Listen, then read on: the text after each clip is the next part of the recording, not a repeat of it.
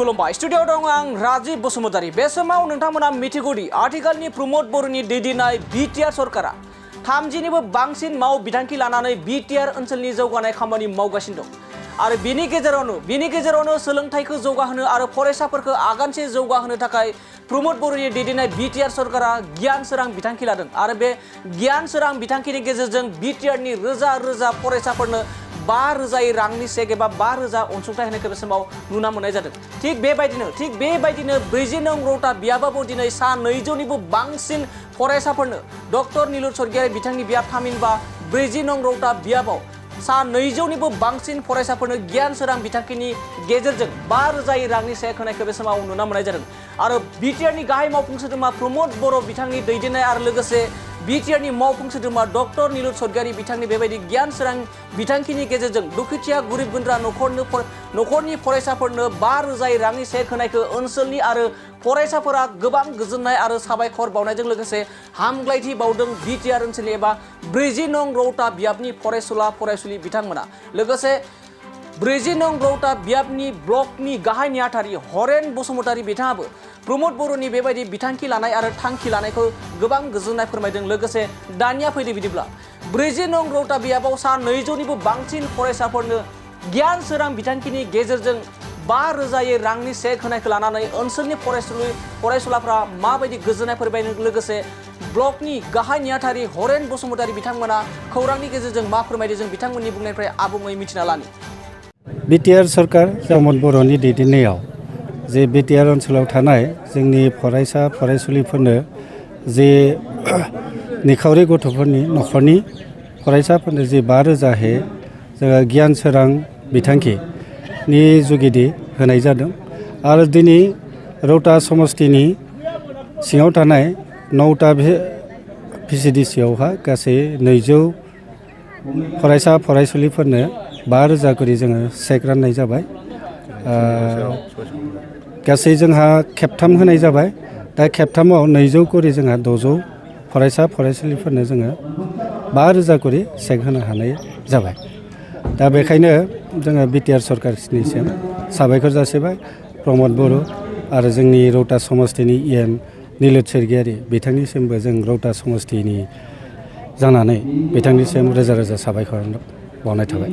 सोरबाफोर जुदि जोंनि ओनसोलाव जुदि रां राहानि थाखाय जुदि मोजां शिक्षा लानो हायाखै जुदि बिथांमोना जोंनिसिम साहाय्य बियोबा निस्सय जोंनि इएमआ सहाय सहयोग होदों आरो जोंनि दोलोनि फारसेबो एसे सहाय सहयोग होनाय जादों। दिनै गियान सोरां बिथांखिनि गेजेरजों 5,000 रां होनाय जादों फरायसाफोरनो।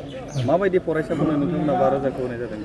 दा जोंनि गेजेराव थानाय जायफोर न'खराव एसे आर्थिकभाबे दुरबल बे दुरबल न'खरनि गथ'फोरखौ जोङो बासिना होनाय जादों। जायफोरा क्लास 10 हाई सेकेन्डारि आरो डिग्री फरायबाय थादों बिथांमोननो जोङो एसे रांनि मदद होनाय जादों।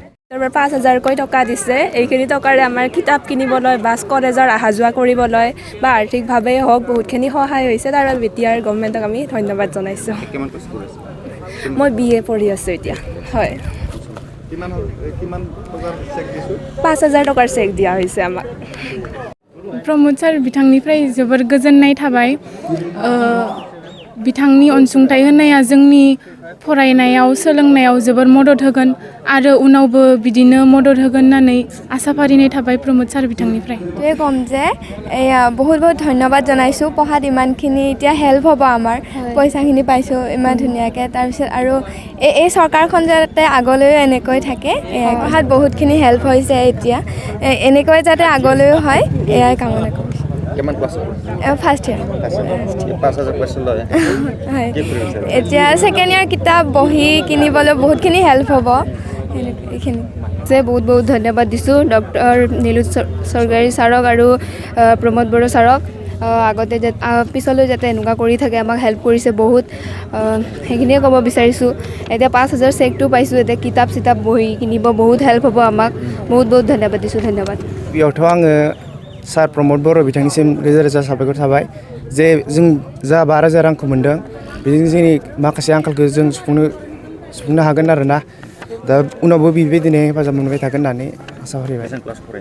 आं दायो सेकेन्ड सेमिस्टाराव।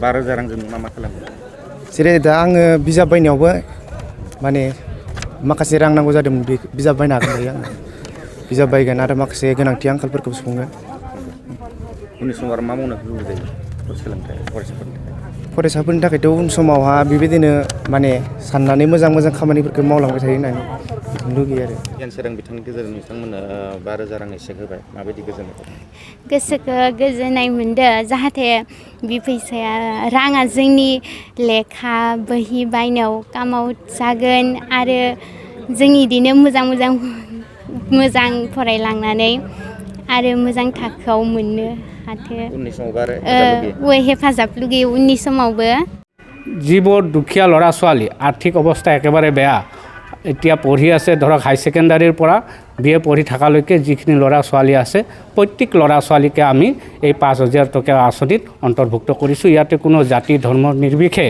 ইয়াতে কোনো ধৰণৰ দলৰ বা কোনো পাৰ্টিৰ কথা আহি পৰা নাই আমি মেধা শক্তি ল'ৰা ছোৱালীখিনিক এই 5,000 টকা আঁচনিত অন্তৰ্ভুক্ত কৰিছোঁ 5,000 টকাটো যে আমাৰ BTRৰ চিফ মাননীয় শ্ৰীযুত প্ৰমোদ বড়োদেৱে ছাত্ৰ ছাত্ৰীসমূহক আগবঢ়াইছে এই 5,000 টকাটোৱে তেখেতসকলৰ ভৱিষ্যত এটা উন্নতিৰ পথত নিব বুলি আমি আশা কৰিছোঁ আৰু তেখেতসকলে আগ্ৰহেৰে এই 5,000 টকা যদি ব্যৱহাৰ কৰে তেখেতসকলৰ ভৱিষ্যত উন্নতি হ'ব আৰু এই উদ্দেশ্য আগত ৰাখিয়ে আমাৰ চিফ ছাৰে এই বহুমূলীয়া আমাৰ ল'ৰা ছোৱালীৰ সম্পত্তি আমাৰ BTRৰ সম্পত্তি আৰু ল'ৰা ছোৱালীয়ে যে আমাৰ ভৱিষ্যত উজ্জ্বল হ'ব আমাৰ BTRখনৰ ভিতৰত গঢ়ি তুলিব এইটো উদ্দেশ্য আগত ৰাখিয়ে এই আঁচনিসমূহ তেখেতে ৰূপায়ণ কৰিছে আৰু আমি ভাবোঁ এই 5,000 টকা লৈ তেখেতসকলে যাতে ভৱিষ্যত ডাঙৰ মানুহ হ'বৰ কাৰণে চিন্তা কৰে এই উদ্দেশ্য আগত ৰাখি আমাৰ এই আঁচনিসমূহ ৰূপায়ণ কৰিছে আৰু এই 5,000 জ্ঞান চৰাং বিথাংগিৰি নামেৰে ছাত্ৰ ছাত্ৰীসমূহক আগবঢ়োৱা হৈছে बिखुं सानाय हान्थु सानाय फाफ्लियाव सानाय साइटिका आर्थराइटिस नार्भजों सोमोन्दो गोनां बेराम जानायफोरनि थाखाय मोनसे मोजां खौरां बङाइगावआव थानाय यामाहा श'रुमनि साखाथियाव थानाय रेमेडिकस बरफारायाव फैगौ 19 खालार मंगलबारखालि डक्टर शम्भु कुमार सिंहआ फुंबिलिनि 10 रिंगानिफ्राय 5 रिंगासिम बेसेन नाङै सावस्रि सिबिथाय बादायाव नुजाथिफैगोन बेवहाय गाहायै बिखुं सानाय हान्थु सानाय फाफ्लियाव सानाय साइटिका आर्थराइटिस नार्भजों सोमोन्दो गोनां बेराम आरो गासैबो रोखोमनि बेमारफोरखौ बेवहाय फाहामनाय जायो